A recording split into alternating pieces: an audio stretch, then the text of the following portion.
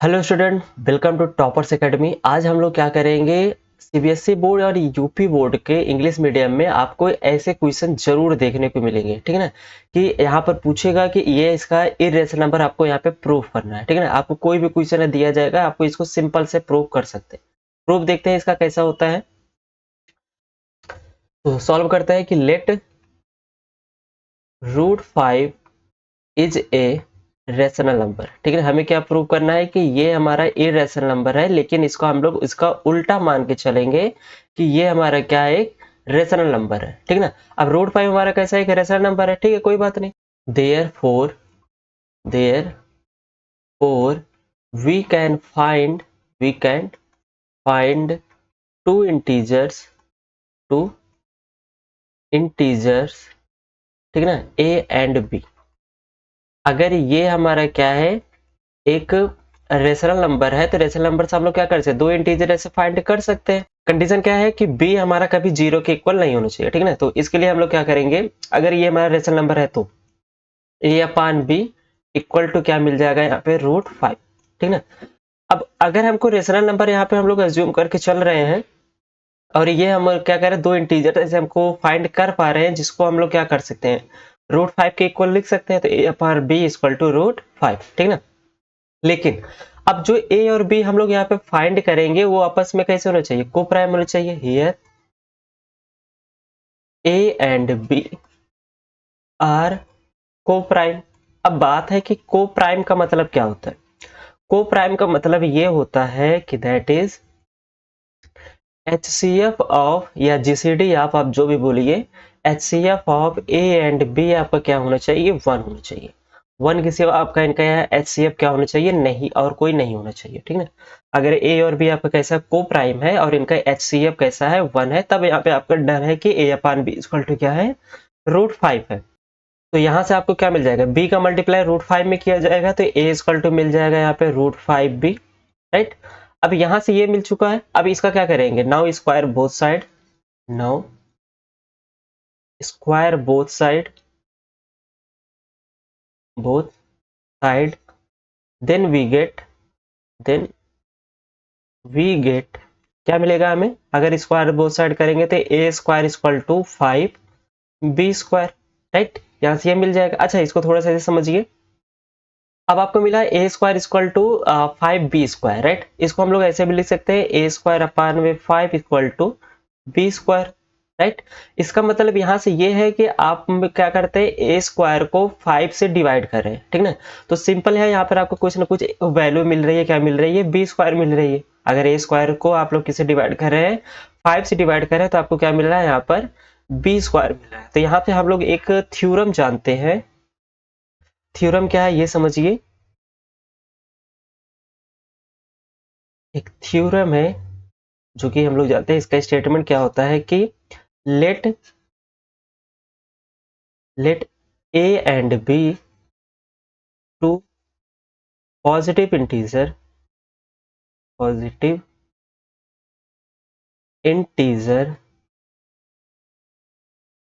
ठीक ना, ए और बी आपका कैसा है, दो पॉजिटिव इंटीजर है कि if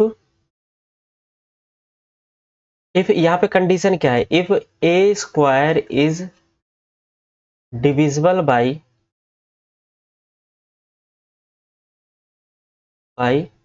something p,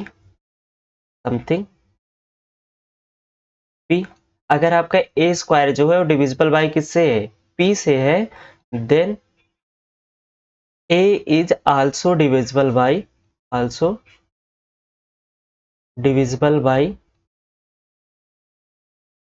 p। Right, अब क्या कर रहे हैं, यहाँ पे दो इंटीजर लेके चल रहे हैं, a और b। ठीक है, दोनों इंटीजर कैसे है, पॉजिटिव इंटीजर है। अगर p जो है, जो एक p है, जो आपका क्या है, वो b आपका कैसा है, एक इंटीजर नंबर है। जो p है वो आपका क्या कर रहा है, a² को डिवाइड कर रहा है, मतलब a² is divisible by p। तब यहाँ पे आपका 100% श्योर है कि a जो होगा वो भी p से डिविजिबल होगा ही होगा। ठीक है ना, जैसे आप ले लीजिए क्या, 25 को कौन डिवाइड कर सकता है, 5। तो 25 का स्क्वायर रूट हम लोग करेंगे तो क्या आएगा, 5 आएगा। तो 5 को भी कौन डिवाइड करेगा, 5। तो यहाँ पे बोल रहा है कि अगर a² is divisible by p, then a is also divisible by p। ठीक है ना, p आपका कैसा है, p is a integer, where is integer, ठीक ना, ये कैसा आपका एक इंटीजर है। क्लियर? तो यहाँ से ये वैल्यू आपको मिल गई। अब सिंपल है, सेम बात अगर ए की बात करें, सेम बात हमारी किसकी होगी, बी की भी होगी। तो यही सेम थ्योरम हम लोग यहाँ पर एज्यूम करेंगे। यहाँ पे क्या कह रहा है कि ए स्क्वायर किससे डिविजिबल है, 5 से डिविजिबल है। तो यहाँ पे लिखेंगे कि therefore a square is divisible by 5, then अगर ए स्क्वायर किससे डिविजिबल है, 5 से डिविजिबल है, then a is also divisible by 5, ठीक ना। ए भी आपका क्या होगा, 5 से डिविजिबल होगा, ठीक ना। अगर ए 5 से डिविजिबल है, मतलब ए को हम लोग क्या करें, डिवाइड कर रहे हैं 5 से, तो समथिंग हमारे पास यहाँ इक्वल कुछ ना कुछ वैल्यू मिलेगी। अगर हम लोग किसी नंबर में किसी नंबर से डिवाइड करते हैं तो इक्वल हमें कुछ ना कुछ मिलता ही है। तो हम लोग मान लेते हैं यहाँ पे क्या मिल रहा है, हमें सी मिल रहा है। अगर ए को 5 से डिवाइड कर रहे हैं तो इक्वल हमें क्या मिल रहा है, सी मिल रहा है। तो यहाँ से हम क्या लिख सकते हैं, ए इक्वल टू 5 सी, ठीक ना।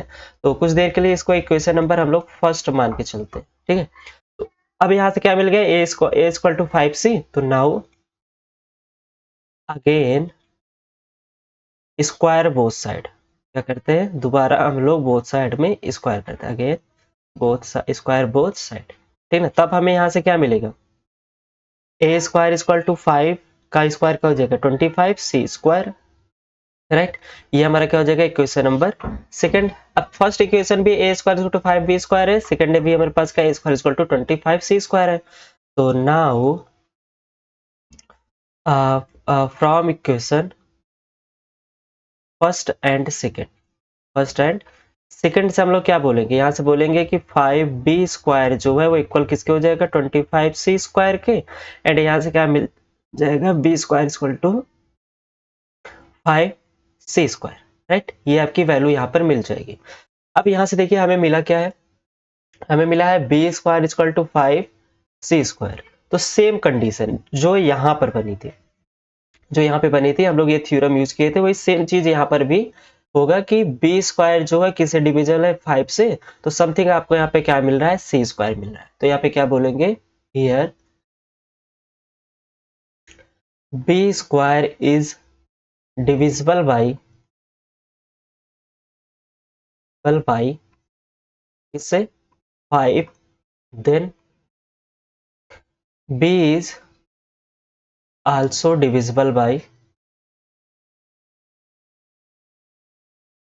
Also divisible by 5, right. अब यहाँ से हमें देखिए ए भी हमारा किससे डिविजिबल हो रहा है, 5 से डिविजिबल हो रहा है।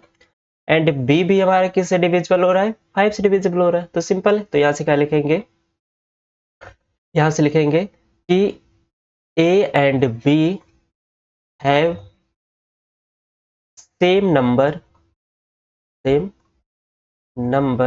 कॉमन, ठीक है। अब यहां से आपके पास क्या हो रहा है, ए और बी के पास सेम नंबर कॉमन हो रहा है, ठीक है ना।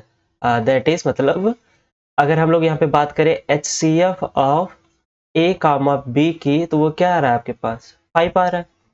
HCF अब ए और बी का क्या आ रहा है, 5 आ रहा है। लेकिन जब हम लोग अज्यूम कर रहे थे ए और बी को, तो क्या बोले थे कि इनका HCF क्या होना चाहिए, सिर्फ 1 होना चाहिए, 1 के सिवा और कुछ होना नहीं चाहिए। लेकिन यहाँ पर इनका HCF कितना आ रहा है, 5 आ रहा है। तो इसका मतलब जो हम लोग अज्यूम करके चले वो क्या हो रहा है, गलत हो रहा है। क्योंकि हम लोग बोले थे कि ए और बी हमारा कैसे होने चाहिए, को प्राइम नंबर हो चाहिए, जिनकी HCF कितना होना चाहिए, सिर्फ 1 होना चाहिए। लेकिन यहाँ पर इन दोनों का HCF ए और बी का क्या आ रहा है, 5 आ रहा है। क्यों, क्योंकि बी भी हमारा 5 से डिविजिबल है एंड ए भी हमारा 5 से डिविजिबल है। दोनों मेरे पास 5 से डिविजिबल है, जिसका मतलब इन दोनों का जो कॉमन होगा, कॉमन फैक्टर करेंगे तो उसमें जो कॉमन नंबर होगा वो हमारा क्या होगा, 5 होगा, ठीक है ना। तो HCF ए और बी का हमारा क्या आ जाएगा, 5 आ जाएगा। लेकिन आना क्या चाहिए, 1 आना चाहिए।